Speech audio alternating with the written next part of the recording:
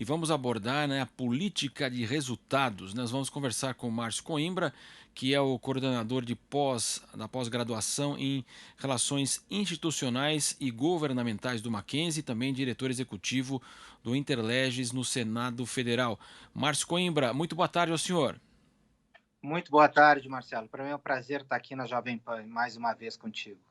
O prazer é nosso também, Márcio. E o que seria justamente essa política de resultados, Márcio? São os resultados, Marcelo, que nós vamos ver agora, nesse ano que se inicia, que será um ano muito complicado para o Brasil, porque nós temos o fim do auxílio emergencial, agora no início de janeiro, e isso vai derivar muitos problemas ao governo Jair Bolsonaro, um governo que está refém do Centrão e não deve aprovar nenhuma medida de impacto até o fim dos seus dias. Portanto, Bolsonaro ele está seguro na sua cadeira, mas ele dificilmente vai passar reformas, porque essas reformas elas não estão na agenda do Centrão.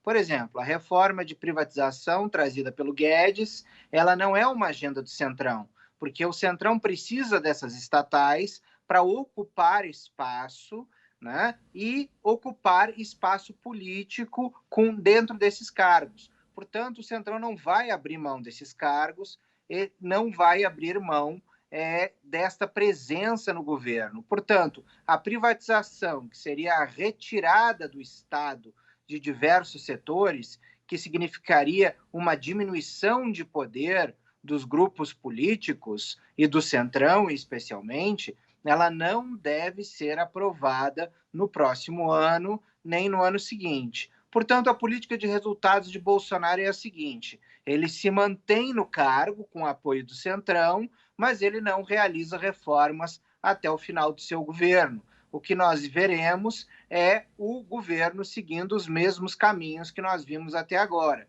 sem mudanças estruturais fortes, mas com um presidente com votos suficientes para não sofrer um impeachment. Aí vira então uma mera luta pelo poder.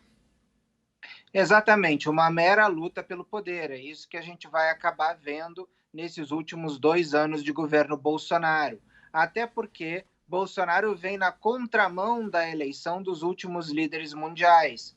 Esse populismo que caracteriza o Bolsonaro, ele acabou sendo derrotado em diversas eleições ao redor do mundo, com o exemplo mais claro que foi a derrota do Donald Trump nos Estados Unidos. Portanto, esse governo dele, ele tende a sofrer o mesmo desgaste que o Trump sofreu e nós não veremos a mesma onda que levou o Bolsonaro ao poder em 2018. Aquela onda, Marcelo, é uma onda que acontece no Brasil a cada 3 décadas. A última onda que elegeu um político insider, que se vende como um outsider do sistema, foi Fernando Collor em 89. Antes disso, Jânio Quadros em 1960. E antes disso, não eleito, mas chegou ao poder Getúlio Vargas.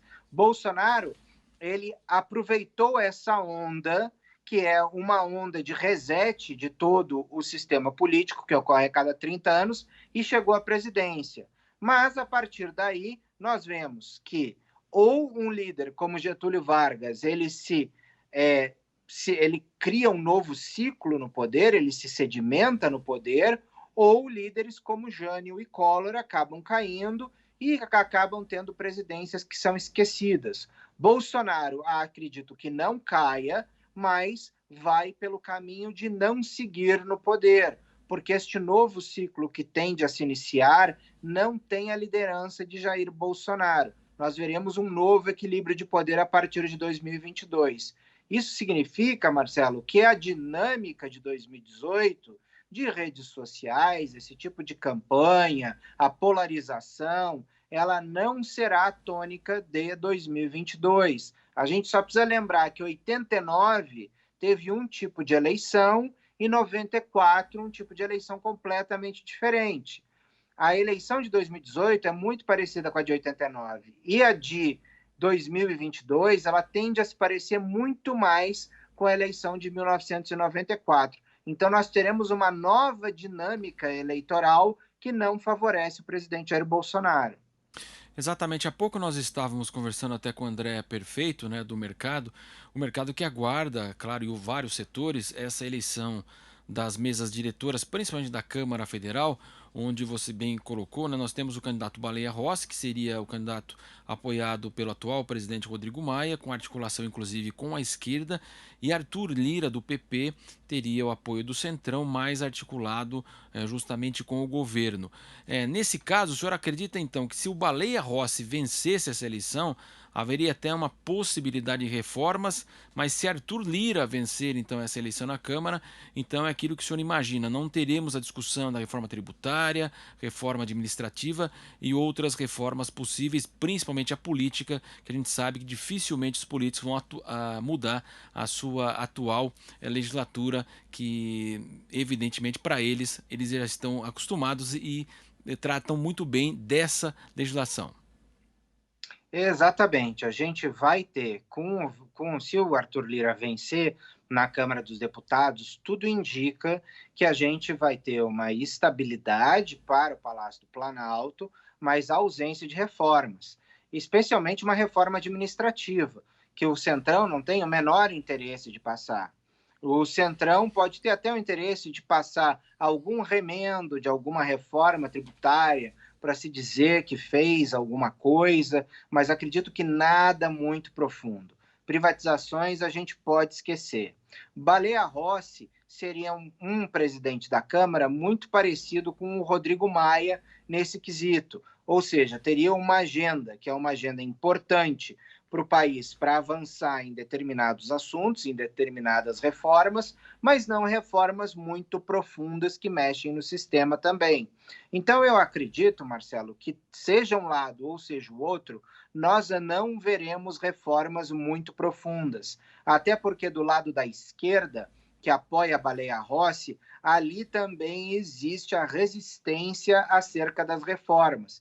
Então, eu acredito que, seja por pressão das esquerdas de um lado e de outro lado, por acomodação política do Centrão, nós teremos 2 anos de inércia em relação às reformas, o que é muito prejudicial ao Brasil, porque o presidente Jair Bolsonaro não aproveitou os seus 2 primeiros anos de mandato, que é geralmente quando o governante ele tem mais força, mais empuxo de conseguir vencer essas barreiras no parlamento e aprovar essas medidas do que nos 2 últimos anos.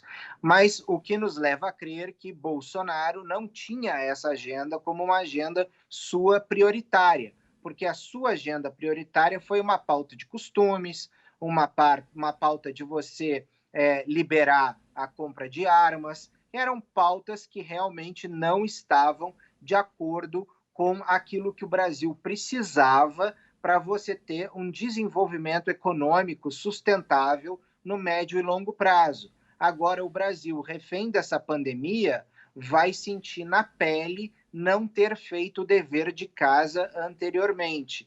Então, esta falta de gestão pública que nós vivemos nos 2 primeiros anos do governo Bolsonaro, ele tende a cobrar sua fatura nos 2 anos finais e também por alguns anos assim pela frente. Eu fiz parte do governo Bolsonaro no início dele e me desliguei assim que eu vi que nós tínhamos um pouco espaço para colocar essas reformas para caminharem, né? Então, o que acontece? Muitas dessas pessoas já deixaram o governo com esta agenda e esta falta de agenda e falta de pessoas que patrocinem essa agenda dentro do governo também hoje se tornou um problema para Bolsonaro, que acaba se tornando refém do Centrão e da sua própria pauta de manutenção de privilégios.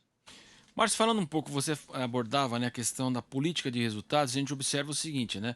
A cada 4 anos nós temos as eleições, nesse último ano, agora 2020, prefeitos, vereadores, daqui 2 anos, então nós teremos os deputados, senadores novamente, presidentes, governadores.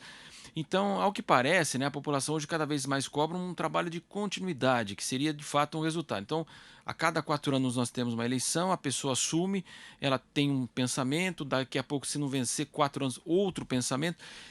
Como é que o país tem sofrido muito em relação a essa falta de continuidade em ações? Muitos problemas aconteceram com isso, Marcelo, especialmente com 2018, porque 2018 representou uma ruptura do sistema. Era isso que o eleitor estava pedindo, era isso que o eleitor estava procurando. Era alguém com o discurso de Jair Bolsonaro, que era o discurso de você romper com o sistema. Mas, de outro lado, você tem uma série de problemas quando você rompe com o sistema.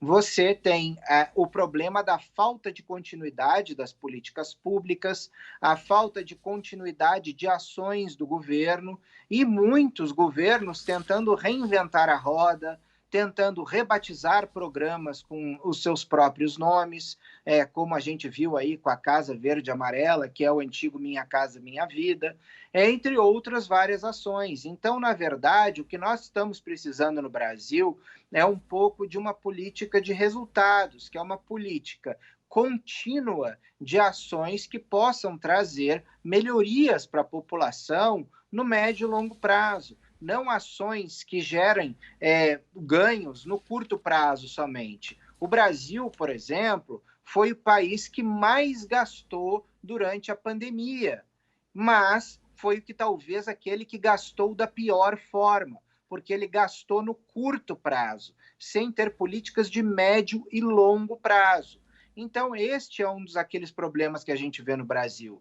E estas últimas eleições municipais, elas mostraram um recuo do eleitor daquele caminho que ele tinha seguido em 2016 e 2018, que era este caminho de ruptura. Ele buscou nessas eleições de 2020 uma continuidade. Então, ele buscou políticos tradicionais que conheciam como a máquina ela funciona e, a partir daí, tentar fazer com que as políticas já conhecidas continuem a ser implementadas. Então, foi um triunfo da experiência em cima dos novatos, essa eleição de 2020. E ela dá a senha, Marcelo, para aquilo que pode acontecer em 2022.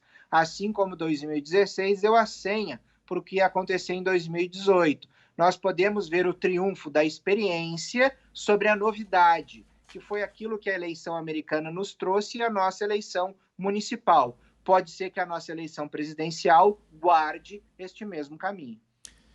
Nós conversamos com o Márcio Coimbra, coordenador de pós-graduação em Relações Institucionais e Governamentais do Mackenzie e também diretor executivo do Interleges no Senado Federal. Márcio, muito obrigado pela sua participação. Um ótimo ano novo para você. Muito obrigado, Marcelo. Um ótimo ano novo para você e para todos aqueles que nos assistem na Jovem Pan. Muito obrigado, muito boa tarde então ao Márcio Coimbra.